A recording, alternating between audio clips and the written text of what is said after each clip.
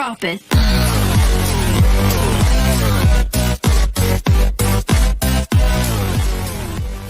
Drop it.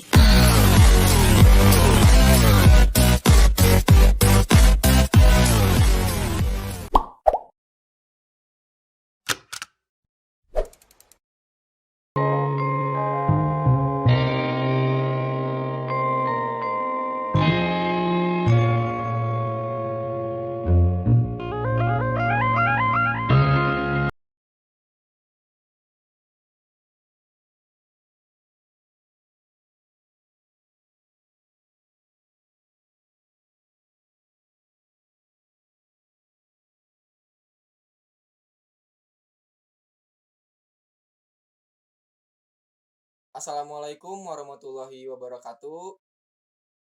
Waalaikumsalam warahmatullahi wabarakatuh. Perkenalkan, kami dari kelompok 1 ingin mempresentasikan podcast studi kelayakan bisnis.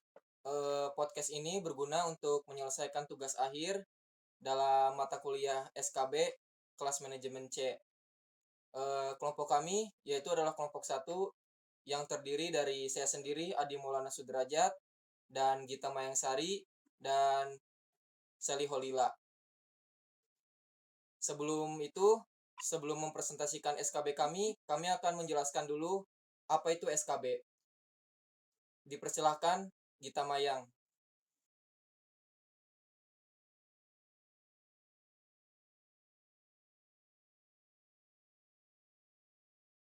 Ya, SKB adalah studi kelayakan bisnis, suatu kegiatan yang dilakukan untuk menentukan apakah bisnis itu layak atau tidak. Terus, kegiatan ini meliputi identifikasi masalah, peluang, menentukan tujuan, menggambarkan bagaimana situasi bisnis, dan menilai bagaimana manfaat bisnis yang dihasilkan. Dalam kaitan bisnis, studi ini bisa digunakan untuk membantu pengusaha mengambil sebuah keputusan yang tepat. Bagi seorang pemula, studi ini sangat penting dilakukan karena dapat menghindari pembisnis dari suatu kerugian. Terus ketika kita melakukan studi ini, ada 5 bidang yang akan diteliti atau dianalisa. 5 bidang ini yaitu 1. Deskripsi pasar, yang kedua deskripsi bisnis, yang ketiga teknologi yang diperlukan, yang keempat detail mengenai finansial dan struktur organisasi bisnis tersebut, yang kelima adalah kesimpulan bagaimana bisnis dirintis bisa maju. Terus aspek-aspek studi kelayakan bisnis, 1. aspek hukum, yang kedua aspek ekonomi dan budaya, yang ketiga aspek pemasaran, yang keempat aspek manajemen, yang kelima aspek keuangan. Terima kasih. Selanjutnya, saya akan mempersilahkan kepada Saudari Sally Holila untuk mempresentasikan hasil studi kelayakan bisnisnya. Untuk Sally Holila, dipersilahkan.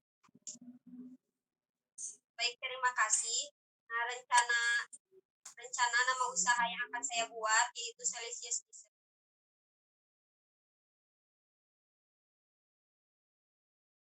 Celsius Dessert sendiri diambil dari nama saya sendiri yaitu Sally, dan delicious yang berarti lezat, serta dessert diambil dari produk yang akan dijual yaitu dessert mango 1. Nah, usaha ini merupakan usaha yang bergerak di bidang manufaktur karena usaha ini telah mengubah barang mentah menjadi barang jadi yang memiliki nilai jual. Selain itu, produknya tangible atau nyata, yang dapat dilihat dan dapat diraba. Adanya pertukaran harga serta usaha Celsius Dessert ini memerlukan persediaan produk berupa dessert yang sudah siap untuk dijual. Untuk tenaga kerjanya pun tidak memerlukan tenaga kerja ahli yang khusus, serta mempunyai lokasi fisik yang jelas di mana rencana lokasi pembuatan produknya berada di jalan pembangunan. Maka dari itu, saya termasuk bidang usaha manufaktur karena memenuhi ciri-ciri yang ada pada pengertian manufaktur tersebut. Nah, sifat usaha Celsius Dessert ini merupakan usaha yang bersifat followers atau pengikut, artinya sudah ada pengusaha lain yang bergerak di bidang yang sama, akan tetapi usaha ini cukup jarang khususnya di daerah Garut, serta telah dimodifikasi yang pastinya berbeda dengan usaha dessert yang lainnya. Dengan jargon refresh your everyday.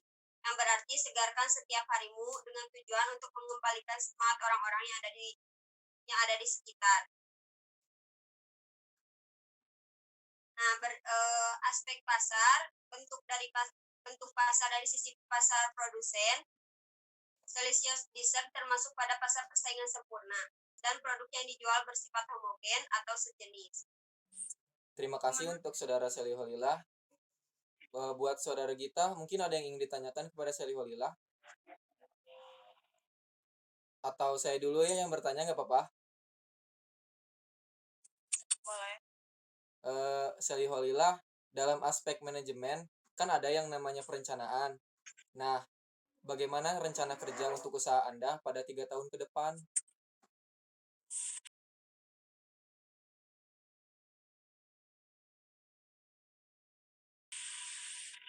Nah, baik, saya akan menjawab pertanyaan dari Adi. Rencana kerja untuk Celsius Dessert merencanakan bisnis dalam 3 tahun ke depan.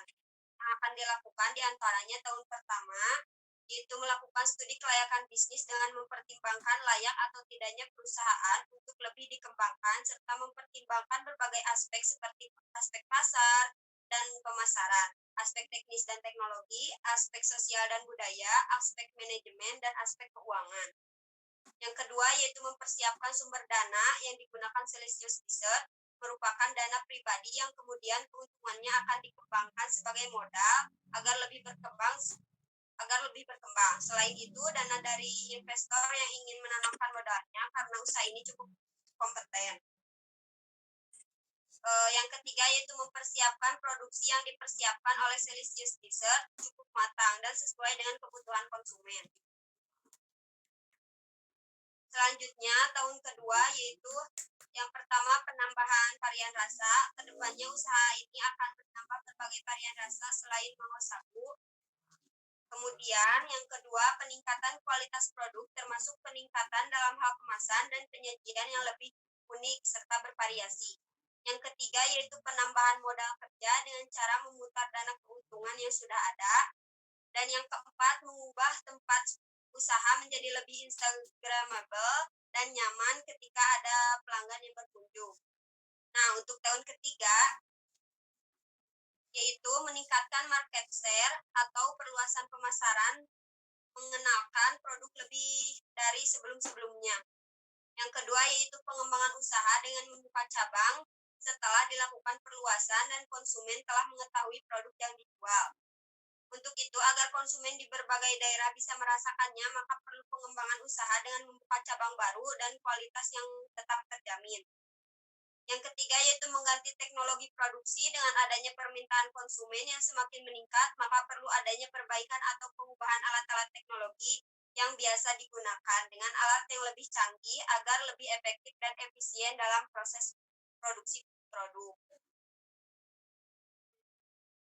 Begitu aja rencana untuk 3 tahun ke depan usaha Celsius Dessert. Ada yang ingin ditanyakan kembali? Baik, terima kasih Sally Holilah. Baik, selanjutnya untuk Saudara Gita, silakan mempresentasikan hasil studi kelayakan bisnisnya. Baik, di sini saya akan mempresentasikan hasil SKB saya. Yang pertama, nama usaha. Nama usaha saya adalah Seleksi Bintang Catering.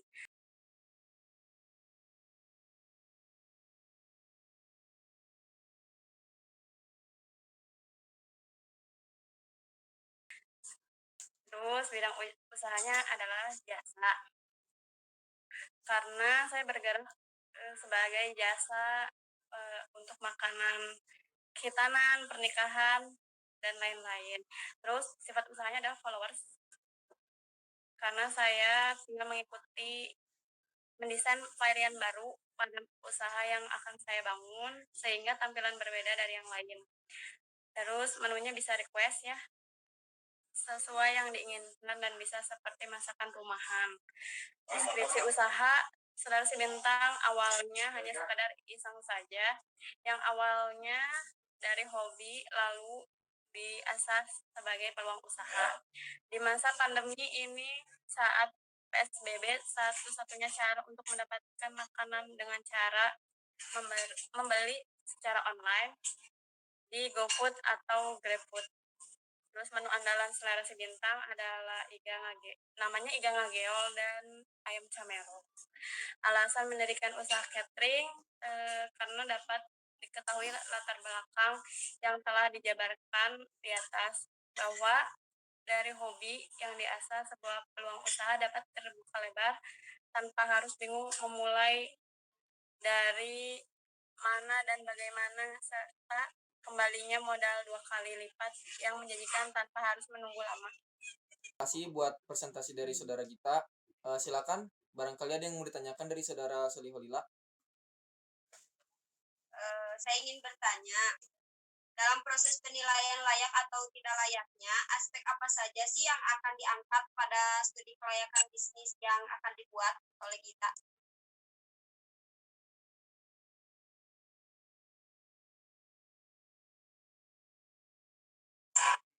Yang pertama, aspek hukum. Contohnya kayak bentuk badan usaha, terus izin usaha, dan lain sebagainya. Karena aspek itu poin yang terpenting dan hal yang utama yang harus diteliti dengan benar jika tak mau ada masalah yang timbul di kemudian hari. Terus yang kedua, aspek pasar dan pemasaran. Jadi kenapa aspek pasar dan pemasaran? Karena riset pasar juga kita dianggap sepele. Sebab yang dengan ditelitinya aspek ini bisa mengukur kemampuan produk kita bertahan di pasar dan juga menilai para kompetitor bisnis dan menciptakan strategi agar produk ini tuh ya berjalan atau enggak gitu. Terus yang ketiga, aspek keuangan. Keuangan itu yang paling penting misalnya kayak payback period, terus BEP untuk menghitung balik modal, terus NPR, terus IRR, terus PI untuk menghitung tingkat keuntungan. Terus aspek teknik, aspek ini tentang layout, latar belakang gimana sih ya bisnis itu, teknik-teknik apa gitu yang ada dalam bisnis. Terus untuk pertimbangan bagaimana lokasi usaha itu dan segala macam fasilitas yang diperlukan dalam bisnis. Yang keempat, ada manajemen, aspek manajemen berhubungan dengan struktur bentuk dan tujuan didirikannya. SDM menjadikan perhatian besar dalam aspek ini sebab berhasil atau tidaknya perusahaan yang aku bangun itu berjuang pada tenaga.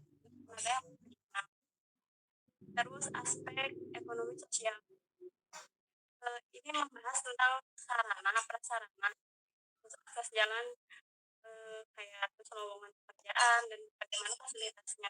Terus yang terakhir ada aspek dampak lingkungan. Aspek terakhir ini dinilai cukup penting karena mengenai analisis dampak lingkungan. Misalkan lingkungannya terus benar-benar dilakukannya, nggak timbul kerusakan atau populasi ya polusi yang mengenai perusahaan lain. Udah, terima kasih. Cukup buat saudara Soliholila. Ya, cukup. Terima kasih sudah menjawab pertanyaan. Terima kasih juga buat saudara Gita ya. Selanjutnya, saya akan mempresentasikan hasil studi kelayakan bisnis dari usaha saya sendiri. Usaha saya sendiri bernama DNA Store.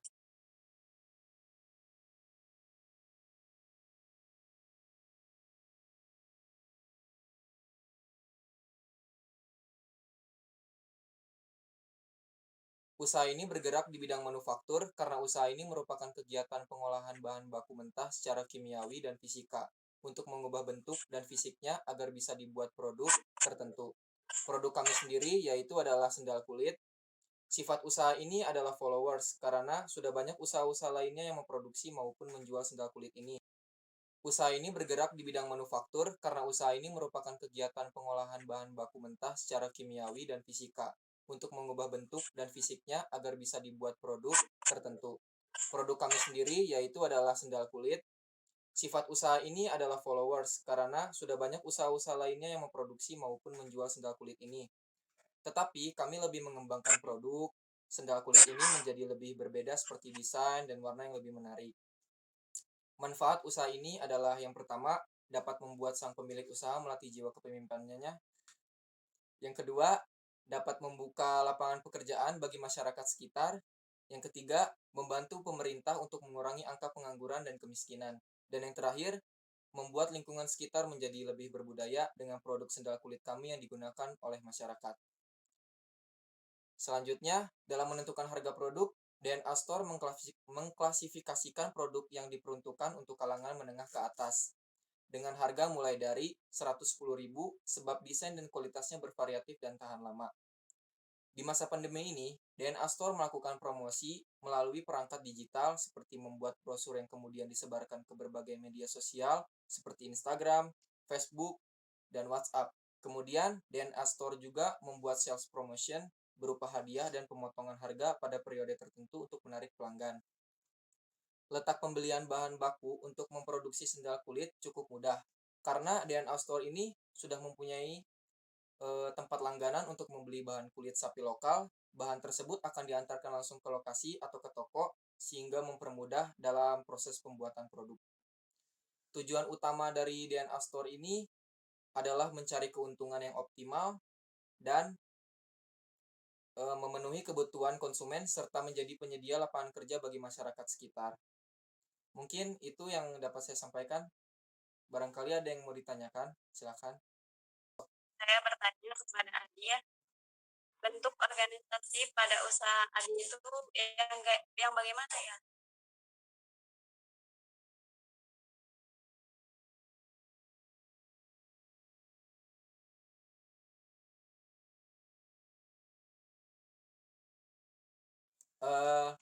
Bentuk organisasi pada DNA Store ini berbentuk garis, yaitu bentuk organisasi yang menghubungkan langsung antara pemilik dan karyawan. Di DNA Store ini memiliki satu pemilik atau owner dan 5 karyawan. Jadi pemilik atau owner juga mampu dapat turun langsung ke lapangan membantu para karyawan atau melihat cara proses pekerja mereka gitu. Itu mungkin jawaban dari saya buat struktur bentuk organisasinya. Baik, terima kasih Adi. Baik. Kita akan menyampaikan kesimpulan dari studi kelayakan bisnis. Untuk saudara Silahula, silakan. Baik, terima kasih. Jadi kesimpulannya dengan kita membuat SKB ini kita dapat melihat ke depannya usaha kita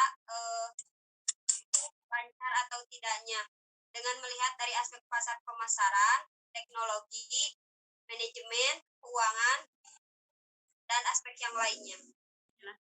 Mungkin itu saja yang dapat kami jelaskan pada podcast kami kali ini. Semoga bermanfaat buat kalian semua yang menonton. Sekian dari kami semua. Assalamualaikum warahmatullahi wabarakatuh.